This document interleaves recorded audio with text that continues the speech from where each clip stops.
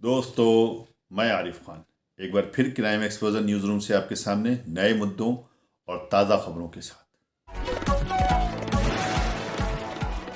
नवाब परिवार में एक नाम है निखत बी। मुर्तज़ा अली खां की बेटी हैं जिन्हें नवाब मुर्तज़ा अली खां भी कहा जाता था। कोठी खास बाग की रहने वाली हैं। कोठी खास बाग में रहती थी कोठी खास बाग, और अभी भी वहाँ पर रहती हैं। उनका कहना ये है, आज उन्होंने एक प्रेस कॉन्फ्रेंस बुलाई थी और प्रेस कॉन्फ्रेंस में लेकर उन्होंने कुछ बातें कहीं। प्रेस कॉन्फ्रेंस जो उन्होंने बुलाई और उसमें क्या बातें कहीं वो तो आप बाद में सुनेंगे, क्योंकि उसमें उनकी शिकायत थी उनके चचेरे भाई नवेद मियाँ से। उन्होंने जो कुछ कहा है वो तो मैं आपको आगे बताऊंगा, लेकिन उससे पहले मैं आपको थोड़ा सा इतिहास बता दूं रामपुर के नवाबों का, यहाँ की रियासत का, कि क्या सिलसिला रहा है यहाँ पे और किस तरह से रामपुर के नवाबों की ये शानदार रियासत ने किस तरह से यहाँ पर हुकूमत करी है और किस तरह से अपना समय यहाँ पर जो गुजारा है वो एक स्वर्णिम काल था। दोस्तों, रामपुर की रियासत का खात्मा नवाब रज़ा अली खां के ज़माने में हो गया था, क्योंकि उनके समय में ही गणतंत्र में रामपुर रियासत का विलय हो चुका था। लेकिन उसके बाद उनके बेटे मुर्तज़ा अली खां को भी लोग नवाब कह के पुकारते थे, और उनके भाई मिक्की मियाँ जुल्फ़िकार अली खां, जो रामपुर के कई बार सांसद भी रहे, बेगम नूर बानो के पति रहे, और उसके बाद में नवेद मियाँ के पिताजी भी थे, उनकी भी काफ़ी चर्चाएं थीं यहाँ रामपुर की सियासत में। देश में लोकतांत्रिक प्रणाली आने के बाद रामपुर की सियासत पर नवाब परिवार का ही वर्चस्व रहा। नवाब मुर्तज़ा अली खां और मिक्की मियाँ, उनका नवाब मुर्तज़ा अली खां इसलिए बोल रहा हूँ क्योंकि नवाब मुर्तज़ा अली खां ही कहते थे, जबकि वो नवाब थे नहीं। लेकिन नवाब मुर्तज़ा अली खां और मिक्की मियाँ, इन दोनों का रामपुर की राजनीति पर काफ़ी वर्चस्व था। नवाब मुर्तज़ा अली खां एमएलए बने थे और मिक्की मियाँ कई बार सांसद बने, और यानी रामपुर की राजनीति नूर महल और कोठी खास बाग के इर्द गिर्द चक्कर लगाती थी। इसके अलावा यहाँ पर कोई तीसरा कैरेक्टर नहीं था। लेकिन जब आजम खान ने राजनीति में पदार्पण किया, प्रवेश किया, तो उसके बाद में उन्होंने ये कहते हुए शुरुआत की थी कि कोठी खास बाग की ईंट से ईंट बजा दूंगा। उनकी जज्बाती तकरीरों से लोग मरूब हुए, और काफ़ी कुछ फिर जो कुछ हुआ वो सब ने देखा कि आजम खान जो एक मामूली सी एक मध्यम क्लास फैमिली से उठकर आए थे, वो बहुत बड़े नेता बने, कई बार मंत्री बने, 10 बार विधायक बने। आज उनके पास 100 मुकदमे हैं, ये एक अलग बात है, लेकिन उन्होंने रामपुर की राजनीति में जो नाम कमाया था, यानी किसी ज़माने में जो रामपुर चाकू के नाम से जाना जाता था, उस ज़माने में जब आदम खां का दौर था तो लोग आदम खां के नाम से भी रामपुर को पहचानते थे। इन दिनों रामपुर की सियासत में जिस तरह के सब जानते हैं कि आदम खां का डाउनफॉल है, क्योंकि 100 मुकदमे हैं उनके ऊपर। रोज़ाना कभी कोर्ट कचहरी के चक्कर होते हैं, कभी कुछ होते हैं। इसके अलावा उनको 3 साल की सज़ा हो चुकी है, वोट डालने का अधिकार भी चला गया है, उनके बेटे का भी वोट डालने का अधिकार चला गया है।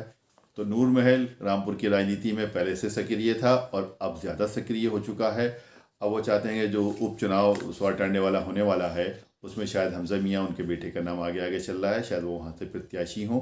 लेकिन इसी बीच में जो कोठी खास बाग के कैरेक्टर्स जैसे कि निखत भी की कई बार एंट्री हुई रामपुर के अंदर, उन्होंने प्रेस कॉन्फ्रेंसेस की, लोगों से मिले, ये सब कुछ हुआ।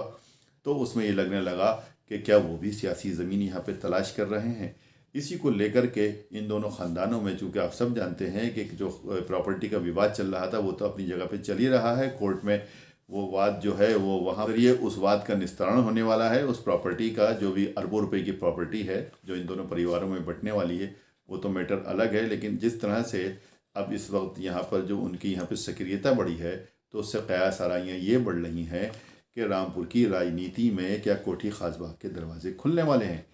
इसी को लेकर के कहते हैं कि नूर महल की तरफ से कुछ बातें हो रही हैं, कुछ आवाज़ें आ रही हैं। जैसे कि पिछले दिनों एक वीडियो वायरल हुआ था जिसमें निखत बी के बारे में कुछ कहा गया था, जिस पर उनके चाहने वालों ने आपत्ति जताई थी, और ख़ुद निखत बी ने आपत्ति जताते हुए प्रेस कॉन्फ्रेंस बुलाई थी। सुनिए उन्होंने क्या कहा।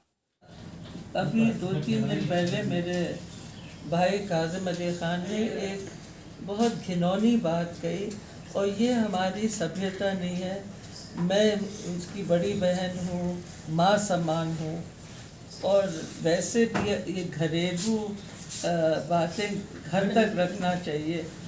और हम लोगों का झगड़ा कोर्ट्स में निपट जाएंगे, मगर ये बातें नहीं की जाती हैं।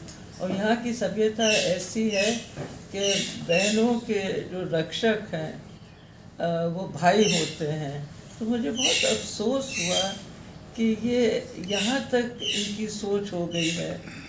और बाहर इतना जान घूमने से शायद वहाँ की सभ्यता होगी कि बहनों के बारे में ऐसी बातें करें। बस अगर नहीं बन रही है तो खामोश रहो। मैं सियासत में फ़िलहाल तो हूँ नहीं, तो ऐसी बातें इनको करने की ज़रूरत नहीं थी।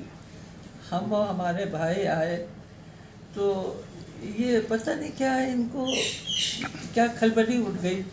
हम लोग तो हमेशा आते रहते हैं और ये कोई नई बात नहीं। ये मैं तो इस शहर में पैदा हुई हूँ, मेरा भाई, हम लोग तो यहीं की पैदाइश है, तो हमें तो आना जाना है, यहाँ जीना भी है, मरना भी, सब रामपुर ही से है।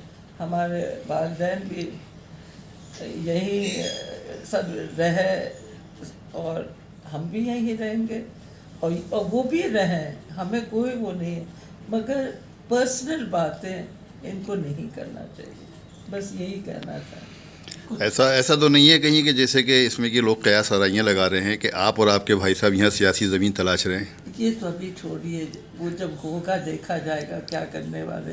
अभी तो बस हम तो अभी लाइब्रेरी में आए थे और इतनी नहीं, ऐसी कयास चल रहे हैं यहाँ, इसलिए ये सवाल किया मैंने आपसे। अब देखा जाएगा, अभी कोई जैसे अभी पता नहीं। रज़ा लाइब्रेरी को विश्व पटल पर लाने के लिए प्रधानमंत्री मोदी जी ने कवायद शुरू कर दी है। उसके बाद रज़ा लाइब्रेरी में आप लोगों का जाना? नहीं, मेरे भाई वहाँ के मेंबर हैं, तो उसमें कोई, वो तो जाते ही रहते हैं, वो सब मीटिंग्स में गवर्नर साहब से भी इनकी मुलाकात रहती, तो उनका आना जाना, ये जब आते हैं रामपुर ये अपने नॉर्मल फॉर्म में जाते हैं, कोई ख़ास कोई वजह नहीं थी। अभी आपको ख़ास शिकायत क्या है?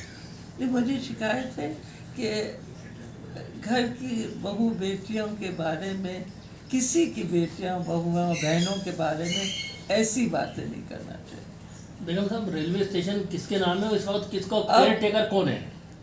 फिलहाल तो मेरे भाई हैं। वहाँ जो बोर्ड लगा है कि संपत्ति, अब ये सब बातें कोर्ट में हैं, मगर फिलहाल आप पूछ रहे हैं, मतलब है बंटवारा होगा। आपका क़याम कहाँ है राम? खासबाग जी जी, कहाँ, खासबाग में? नहीं, आपका क़याम कहाँ है पूछ रहे हैं? हाँ खासबाग, अच्छा, वही हमारा घर था। नहीं, बंटवारा होगा, मैं ये नहीं कह रही हूँ, मगर फिलहाल सब चीज़ें मेरे भाई के नाम, नवाब मोहम्मद अली खान।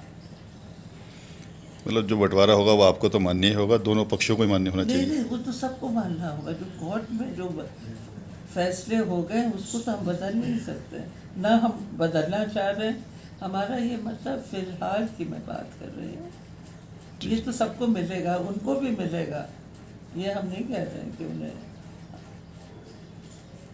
कम और ज़्यादा का किस्सा है कुछ क्या? मैं, हाँ हो सकता है, मैं नहीं जानती हूँ, मैं जो भी शरण है जी, वो होगा, और हम भी हमें उसको मानते हैं, तो उसमें झगड़ने की क्या बात है। वीडियो अगर पसंद आई हो तो लाइक कीजिए, शेयर कीजिए और चैनल को ज़रूर सब्सक्राइब कीजिए ताकि डायरेक्ट नोटिफिकेशंस आप तक